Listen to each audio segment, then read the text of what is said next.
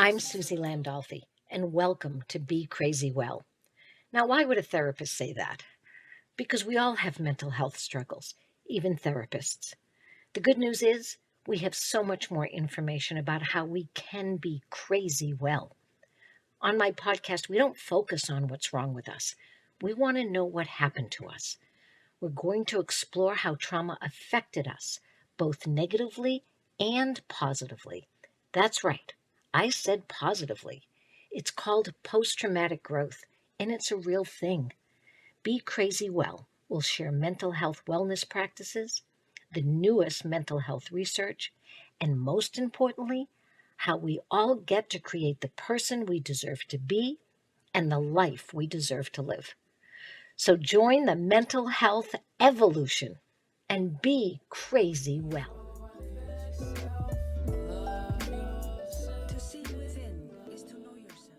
So, James, I haven't seen you since I handed you a Windex bottle that I spray painted gold and gave it to you because I so appreciated what you had as what I call a superpower.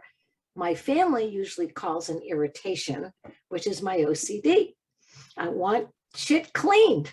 I want things in order. And when you divulged that at Boulder Crest at Warrior Path, I was like, oh my God, this is my long lost son. Like, I still have it. I still need it. I still deserve it. Battle. Yeah, I still battle with that, but it's a good reminder, not just of the importance of staying in that fight, but also just the experience and what brought us together. So it's really nice to see you again. So it's very nice to see you again. So welcome everybody to Be Crazy Well. And of course, James, you know that's exactly what I work towards, is not being crazy, but doing it well so that it's effective, because most disruptors are crazy on some level. And I say some level because I figured something out about our OCD and any mental health diagnoses that we have, which never tells us the story. It just tells us something's wrong with us. And of course, you know, at Boulder Crest and at Warrior Path, we don't believe there's wrong with that. There's nothing wrong with anybody. Just means that something happened to us. So when I was starting to think about why are we trying to get rid of all of these symptoms? Why aren't we looking at what they bring to our lives that might help us? So I've now said that all symptoms are like salsa. They're mild, moderate, or severe. Right? Like that. So if you and I can keep it in the mild to moderate, that's helpful because we'll always be invited to people's parties because they know we're going to help them clean up. That's true. That's true, right? So I don't want you to battle with it anymore. Just want you to own it, that it can stay in an area that's mild to moderate. When we're overtired and when we're trying to do too much, which is what you and I do all the time, we're like human doings, not human beings, then we can take a step back and say, okay, Windex bottle, you're going in the closet for a couple of days, like you time out. Well, and I think it's that awareness aspect of it too, and that applies not just to OCD, but to any personality trait or you know, something that you've gained based on the experience in your life. And that was, I think, the most important realization that I had in the time that we spent together was, this is based on things that have happened in my life. And it doesn't mean it's wrong, and it doesn't mean it's bad. It just depends on what I do about it. So I think that applies beyond a gold spray bottle for cleaning up the kitchen. I did think that was one of my best gifts I've ever given. I really do. That was a good thought on my part, because it was honoring you, what you do, in a really golden way, like to say, don't look at this. So everybody, you all know that you're here at Be Crazy Well. And I asked James to come on for lots of reasons. One, because he has a wonderful military story about how you got into the military, what you did. Then he did something very unique with your unit. Was it your unit, or I still get confused on? So you invited your unit, your entire unit, to a retreat in order to support them. And you came as a member, not as an officer. Well, so Tell that story. Yeah, I thought I was coming. So I attended a retreat that Suzi was a part of building with a group of Marines that I had served with in Afghanistan, some of whom were my senior NCOs, my squad leaders, the folks who I depended on to execute the mission every day and who really taught me what it means to be a good leader and a good officer, in so much as I was able to do that. And then also some of the guys from the group who were struggling in a really meaningful way. I mean, we all had our challenges, but there was a few who we were really worried about and thought that if we didn't do something soon, they would potentially get past the point of no return and never have a chance to live a good life after service. And so or it even was live, kind of, or even live. yeah, Some of them were suicidal. Yeah. It's clear. Yeah. So it was let's get them all there. And I thought I was going kind of to set the example. Hey, I'll go because by going, I'll show them that it's important. I didn't think I was going for myself or that I would get much out of it from a treatment perspective. But as these things usually go, I think maybe I got at least as much, if not more, out of it than anybody else there, because it was the first time that I really slowed down and stopped to think about not only what the effects of my experiences in uniform and in other circumstances of life were having on me, but also what effects are they having on the people around me and from people I really care about. I got to hear from them in a totally unfiltered way what they were seeing and how it was impacting my life, and that was a really important motivator because I wanted to make them proud, and there were things about how I was conducting myself that didn't. So one of the reasons why once I worked with a group of veterans, I said, okay, I'm in. Like, I want to work with you guys all the time because you make me a better human being, because I saw and experienced men and women that want to know. So I always say there's two kinds of people in the world. It's not gender, it's not race, it's not anything like that. It's people who want to know. They want to grow, they want to know, and there's people who don't want to know. Do not try to wake up someone who does not want to know. Don't try to change them. Don't try to even have a conversation with them sometimes, because they are terrified of knowing. They just need to keep doing what they're doing. So it was not surprising to me that you came wanting to help your unit as the leader. I got to help them. I still got to, even though we're off the battlefield, we're still on a field, what I call it, a living field. And I got to help them. And the thing I'll never forget watching you, that aha moment where the light went on, you went, holy shit, this is for me too. Yeah, I remember it also. Yeah, you can't be a hypocrite. And the medical model, even, not only is sometimes the military model on a hypocritical model, but the medical model for sure is. I can tell people to quit smoking, quit drinking, and lose 100 pounds. And I go home and smoke a pack of cigarettes, drink a bottle of wine, and eat a cheesecake. Like, I'm allowed to do that. And I remember going, no, I'm not. I'm not allowed to do that. So I can't ask anybody to do anything I'm not doing. And that's what happened for you and for us. And you helped us, because we know that once the leader becomes a member, becomes part of the team, and becomes vulnerable, that is your superpower. That's when you're leading them even better, because you're leading them into health. You're leading them into wellness. You're leading them into living and creating the person they deserve to be in the life they deserve to live. So I can't thank you enough, because that's exactly what, if we had more leaders like you, and not only in the military, but first responders that said, no, I'm going in first, not just in the burning building, not just into the door. I'm going into the healing, living battlefield first. And I'm going to show you that I can do this too. I think I think the burning building's the easier one, candidly. I've never done the burning building, but I have done the machine guns over there, let's go get them kind of thing. And that's in a lot of ways easier because you're trained for it. And in our case, in the Marine Corps, you're well trained for it. You're confident, you know what to do. And there's a degree of bravado and machismo, like, it's a defendable thing to do. Like, hey, I'm going to be proud. I'm going to be proud of this. It's a lot harder to do the vulnerable side of things, because that's not demonstrating strength, or at least it's not the way that we traditionally understand demonstrating strength. I think it is, but it's not the traditional or the Hollywood definition of strength. It's the real definition of strength, which is taking off the mask and showing people who you really are and what's going on. And that's, I think, the harder but more important battle to fight for all of us. Right. So that's why it's so important to do it. And that idea that we get to be the leader in all aspects that are difficult. And you're right. For me, even as a civilian, there were certain things that it was much harder for me to be vulnerable than to be the caretaker, for instance. It was much harder to ask for help than to give help.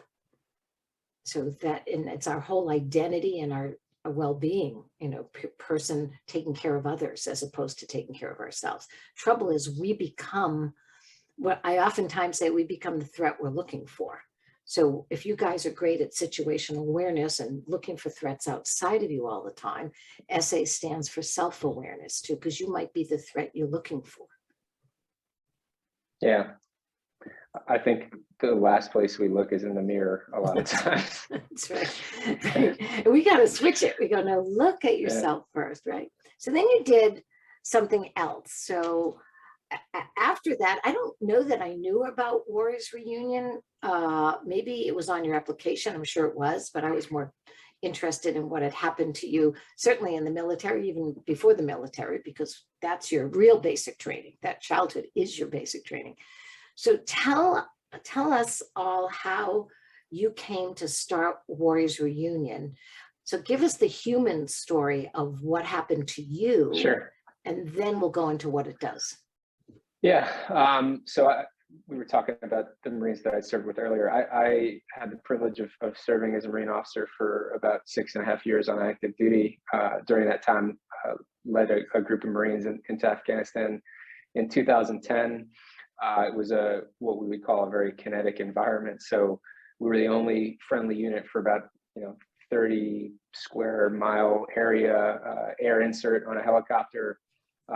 Everything around you is controlled by the enemy. So it was basically, hey, just walk that way until you get shot at, and then find the people that are shooting at you, take them off the battlefield, and just slowly expand that security bubble outwards to make space for larger follow-on units to come in and really perform a large-scale clearing operation through what was called the Upper Sangin Valley in Helmand province of Afghanistan. So we had about 120 Marines in our unit.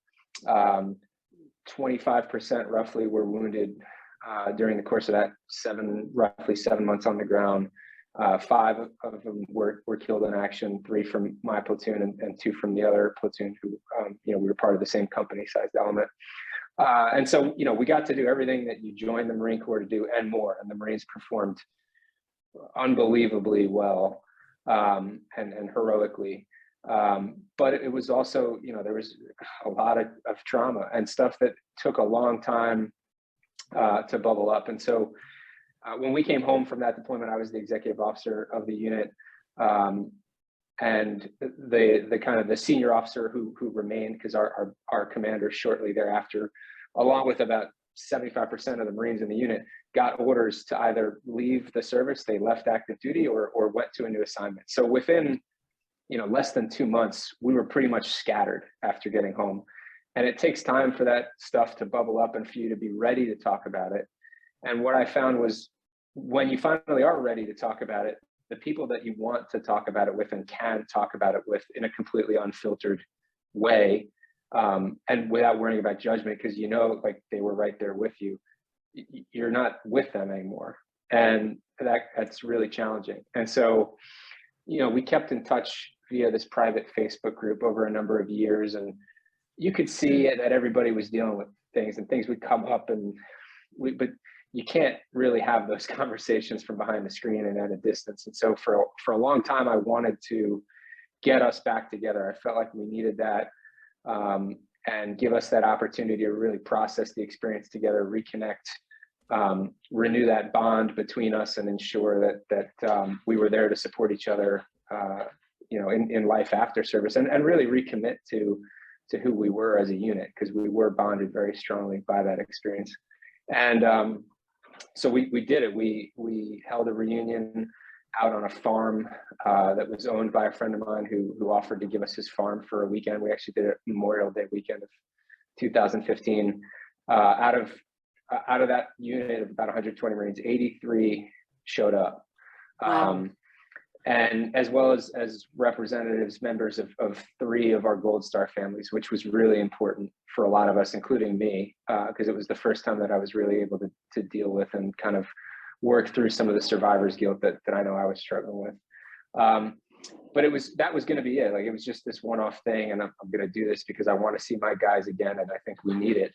But through the experience of planning it and the feedback that I got, and there's a few things that stand out, but I'll never forget one of the Marines, and I won't say his name here, but he came up to me during the course of the weekend. We're out on a farm, sleeping on cots under a big, like, circus tent type thing. We basically just did it like another unit field op. I didn't want that sterile hotel environment. I wanted to kind of go to the field together again and sit around a bonfire and that kind of thing. And he came up to me and said, "Hey," they still call you sir, even though I said, like, we're not, you don't have to, you can call me James, but hey, so I just, this is the first time I've been able to sleep through the night since we've been home. And I was like, dude, we've been home for 5 years. Like, what are you talking about? I mean, we're sleeping on cots. Like, are you serious? And it was that, followed by a few other things from people just saying that how meaningful it was for them and how therapeutically powerful it was, that I realized after that, like, okay, maybe there's something here, that there's more to this, and we might want to offer this to other units. And I was blessed with some people who saw that as well and offered some resources to put together an organization that would then basically replicate a similar experience like that, another unit field operation type reunion for any unit that had deployed to combat together, to give them that chance to reconnect, rebuild their peer support network, and recommit to each other. And I kicked around the idea for a while. It was actually at the retreat where we met that I made the decision to go for it. And one of the Marines who was attending that retreat with me, Drew St. Cyr, who was one of my squad leaders. That's yeah. right. And he'll expect me to say this, so he won't give me too much of a hard time. Was one of my squad leaders, but he was only there for about 2 weeks because he was dumb enough to get himself shot pretty early on in the deployment. But no, he's a phenomenal Marine. And, he's a wonderful man. It was a huge loss early on. I was like, man, what are we going to do? We're 2 weeks in and he's gone. Like, this is going to be tough. But no, I said, hey, I want to do this, but I know like any good officer, I need a good motivated staff NCO who can really take care of the details and make the trains run on time. Like, would you take a leap of faith and try to build this organization with me? And he did. And so we launched it in April of 2017. We've been doing it ever since. We now have a small team of full-time staff who kind of run the day-to-day ops of the organization. We've done over 30 reunions. We've served over 2,000 veterans and Gold Star families. And that's all we do. We just do reunions. So we're in the middle of reunion season number 5 right now. And we've done 5 reunions so far this year. We've got, I think, 7 left on the calendar. And just continuing to give those units and those warfighters the opportunity to come back together and to get that real peer support. And when I say real peer support, like, I get the concept of group therapy, and I've even attended a few of those sessions at the behest of my wife. But it's different when, like, just because we're all veterans, like, yeah, we have that in common, but like, I don't know what it was like for some guy in the Air Force, and he doesn't know what it was like for me. So it's different when you're sitting with the people who, it's like, hey, remember that day when we went on that patrol and this happened, and they know exactly what you're talking about. And that's the kind of stuff, like, we just did our which should have been our 10-year reunion for my unit. It ended up being 11-year because of COVID. We did it last September, and guys are still whipping out the maps that they weren't supposed to bring home. And retelling Yes, the minute you say stories. that, don't bring that home. It's in their rucksack. Got it. Yeah. I followed the rules. I was like, you guys have all these cool maps and stuff. I don't have any. but you know, just retelling the stories of, remember the patrol on this route and this compound and this, and it's so much fun, but it's also so much more than that. And yeah, it's really cool to see it happen. So first of all, can I just tell everybody, I'm talking to James Ferguson, and there's a bio and a picture and much more information about Warriors Reunion that we're going to put in the link and all that. And I'm a licensed therapist, and I am so happy to be able to say, and I'm so grateful there's no therapist there. Like, I need to tell you something. I don't even like group therapy.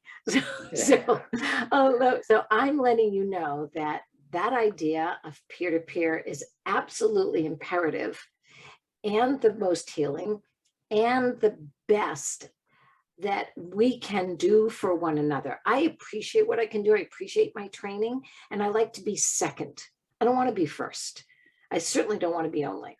So for me, it's just there to support you guys. And if you need a little bit more information about why that golden Windex bottle is so important to you, I can help you with that, because that didn't come from the military, right? Military helped you be real organized. Right.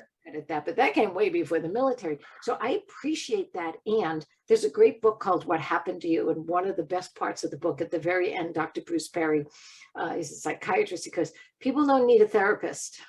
He really says this, like, you do not need a therapist to heal. And there's some wonderful therapists, and there's some therapists that are not well themselves. That's true as well. What it says is, he says you need a group of people who care about you. So without your knowledge, without you even knowing that, you put together the group of people that care about one another. And you just said something that I want to emphasize. You said, you don't always, just because you're in the military, you don't really know what's going on in the Air Force all the time. Like, you're not, like, you got some common things, you know, some acronyms together, and you know how to, you know, do some a few things. Suspicions. Right, that too. But you don't really know it. And so when you bring people back that have gone through an experience together, and not just the bad shit, you guys, I saw you talk about the fun, the funny, the crazy, the funnies, the stories. Like, you could not make it up in a million years. And we can sit around a campfire and tell those stories all night, and it will never get old. And no matter what you do, you just can't replicate that. Like, it's amazing what young Marines will come up with when you're on a 6-week training exercise in the Mojave Desert. And like, hey, guess what? A desert tortoise wandered into the impact area. So for the next 8 hours, you can't do anything. You just have to stop training and sit here in the middle of the desert. And they come up with some pretty interesting ways to entertain themselves. And what I love most now is all the times that they're like, hey, sir, we didn't tell you about this at the time, but let me tell you a funny story. And the shit that they pulled, and I'm like, I cannot fucking believe what you like. Do you realize, number one, how badly that could have gone, and number two, that I would have been fired in a heartbeat if anybody knew. They're just training you as a parent. They're just training you as a parent. That's all they're doing, because it's exactly what kids do. Hey, you don't know this, but when I was 16, Mom. I heard a story at our last reunion about a box of, so the position that we took over in Afghanistan had been originally kind of fought for and occupied by the British Royal Marine Commandos. So we had this really cool experience of being able to serve with them and patrol with them, and then kind of turn over with them. And unbeknownst to me, they left a nice gift for our group on top of one of our observation posts, which was like on the top of a mountain. It was a big box of British frags, grenades. And apparently they would just have fun in the middle of the night with like contests to see who could hit what thing on the side of the mountain with these British grenades, which is not a fantastic idea. And yeah, so pretty funny stuff. Yeah. Oh my God. And did you notice, so because the first experience you had was with your own unit, what did you notice because you're open to all branches, is that true? Or That's just right. Marines? Yeah. So Our eligibility criteria is very simple. If you deploy to a combat theater of operations together, we will help you put together a reunion. So then you open it up to units you know nothing about, right? Like you just said. Yeah. What was it that you had to do differently? What did the organization have to do? Because you had this intense experience with your men and women, and now you've got others. How did you adjust to that? What did you have to do differently? What did you learn? I think the most important thing is, and this is our most meaningful success criteria. We ask each unit to put together what's called a unit planning committee, typically of 3 to 5 members of that unit who have to go through, typically it's a 4 to 6 month guided planning process with us. And what we say to them at the beginning is, this is your reunion. We will work as hard to make it a success as you do, no more, no less. So if that, and there are some expectations for that group, like you're going to plan this, you're going to make the decisions. We're going to guide you through every decision you need to make. We have experience on how to do these things exceptionally well. We'll make sure you don't forget everything. We'll make sure the logistics are executed flawlessly, but this is your reunion and you need to own it. And for the units where that planning committee is extremely engaged, those are the best reunions by far. And it's really important for it to be a reunion by members of that unit, for members of that unit, uniquely tailored to their experience, not some off-the-shelf thing that we're just giving you. And that's been the most important thing. And for those units we work with that are not engaged and they're missing planning meetings and they're missing milestones and decision deadlines for the reunion, we have to, thankfully it hasn't been that many, but there's 1 or 2 every season where it's like, hey, you guys are you're not as engaged as we need you to be. We're behind schedule. We're committed to this, but it's not going to happen this year. Okay. You got to hold them accountable. I think accountability is important. But you raise all the money for this, though. We do. We pay for everything. Right. The only thing we ask is for effort. Okay. So even do you pay for all the travel? So the only thing we ask of any attendee is if you can get yourself to the reunion. Okay. So they have to get we'll themselves take care there. of the rest. Okay. They don't. So they don't have to though. So we caveat that with, if you need travel support, and during the registration process for the reunion, there's a little questionnaire and a box you can click that says, please contact me about travel support. If you request travel support, we provide it, no questions asked. Okay. Our team will reach out to you. We'll book you a flight or provide gas cards for people who want to drive or whatever. And we take them at their word. We're not, trying to check up on people's backgrounds. Or if you tell me you need help getting there, got it. We'll get you there. Wow. What has been something that you would like to see Warriors Reunion do in the future? So what's your plan for the next couple of years? I think one of the big things is how do we ensure that experience is the beginning of a renewed connection that endures and is not just something that you do every 5 years or so. And so it's not necessarily like we've got the reunion part of it down pretty good. It's what happens after. What's the continued engagement? How do we keep the members of that unit kind of mobilized to support each other in a meaningful way? And a lot of it happens naturally and they're doing it, but it's how can we help play a role in facilitating that continued connection? Because I think that's the most important thing is we don't want it to just be a one-off experience. This is supposed to be the beginning of a renewed connection between you and for you to be there to support each other. The other thing is just continuing to grow our partnerships with great organizations where, like to your point, we don't have therapists on site. We always know where facilities are if we need them in case there is a need. Thankfully, we haven't had situations like that, but we always have that plan in place. But one thing we do at every reunion is what's called an educational or kind of resource briefing, where we invite people who are part of other veterans organizations who provide specific types of support.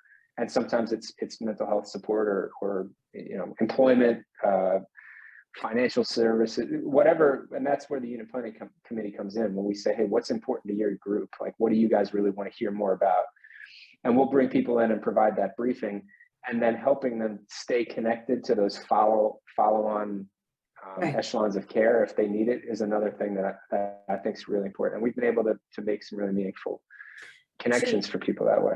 I, I'm so happy to hear that. So, you know, I'm the clinical director of Emerging Vets and Players, which is total based peer-to-peer, putting together combat veterans with retired professional athletes, or even active duty and still playing, Yeah. right? And being the clinical director, I literally I always put myself in the back of the huddle, not the front of the huddle, meaning that all the chapters, and we're in 7 cities around the country, know that there's someone there free of charge, answer their text immediately. I'm there to give extra support. And they also know that I'm a huge advocate and supporter of peer-to-peer. That's what this is based on. This is what happens. And there's some education. I love the fact that you used education, because psychoeducation, education about the psychology, about what happened to you and how it affects you and what you can do with it, both, you know, help minimize it or maximize it, because some of the things you get from trauma, mental health trauma, is superpowers.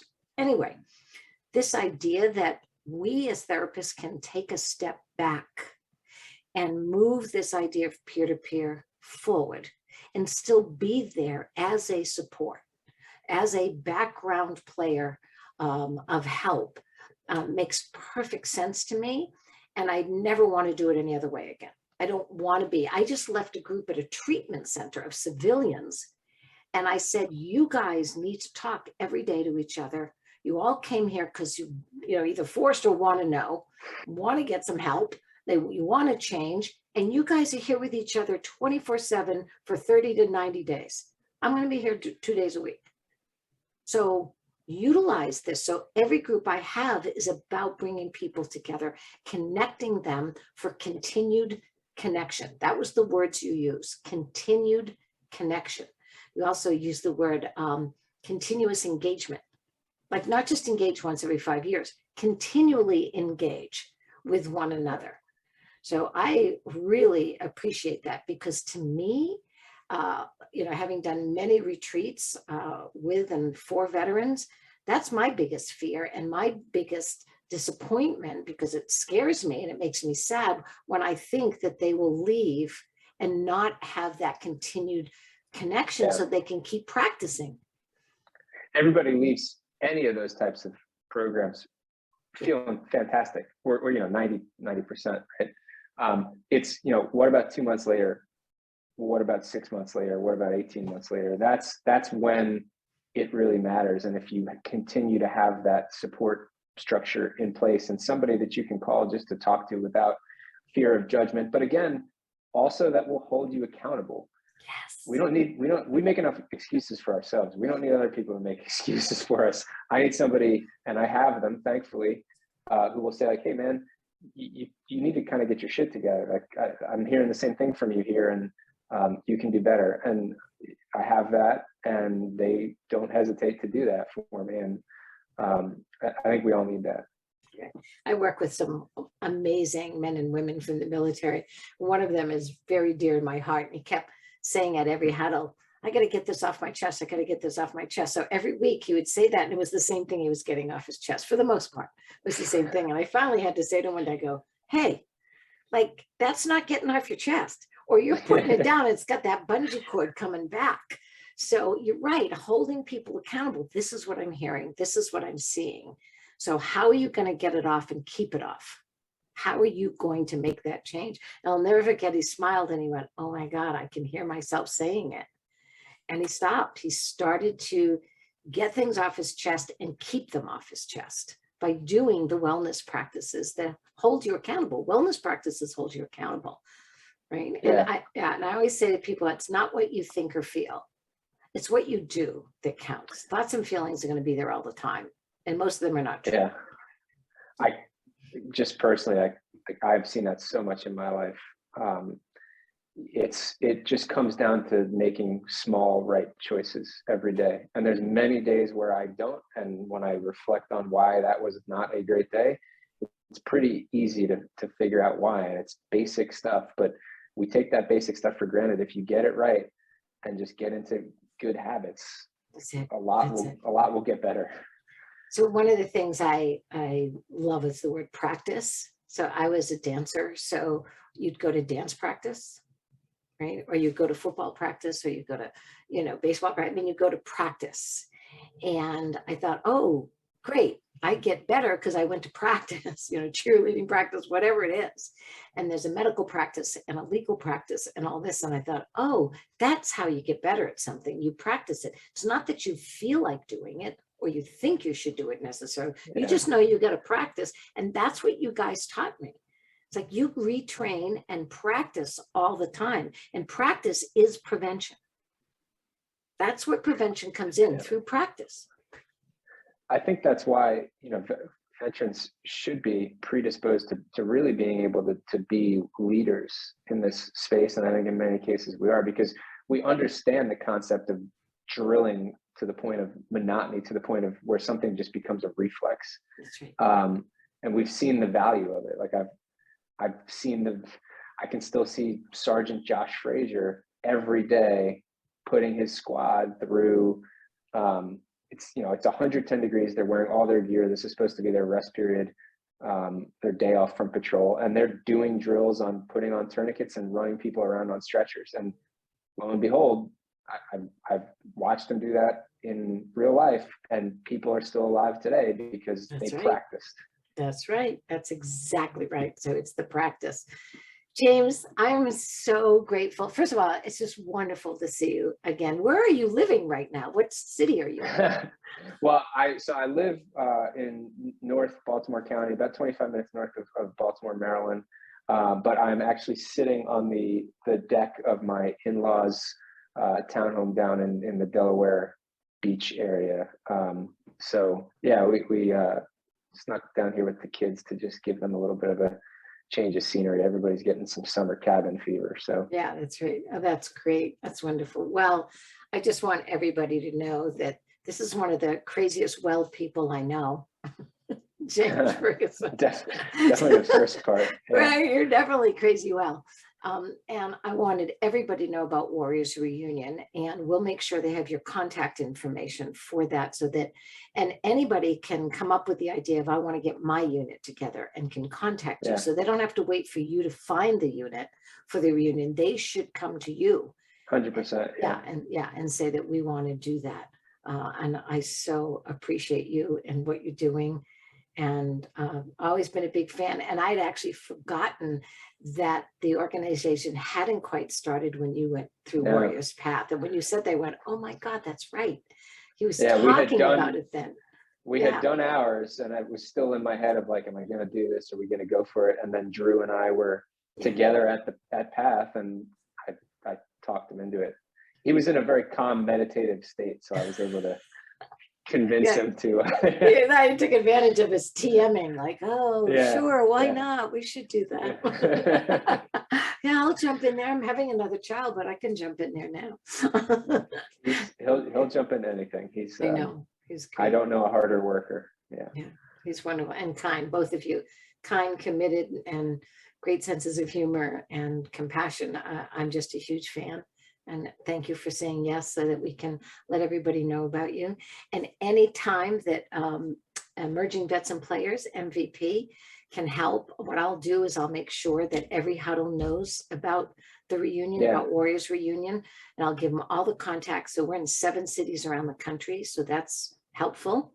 And I'll let them know to contact you guys, and they can work their asses off to get that together. So, that'd be fantastic. I love the mission. And I think there's a lot of parallels. So I look forward to talking more about it. Yeah. Right. Bless you, James Ferguson of Warriors Reunion. Thanks again. You call me anytime. Just don't ask me to act like a therapist, because you know I won't. I know that. But if you do need some support that way, just sometimes the people who want to give you money want to know some things. I'll get right up there and let them know how important this is, why this works, and why this works better than anything else that we could do right now, is get people to get reconnected. That's what we need to belong again. All right. You take care. Nice to see you. Bye-bye. Bye-bye.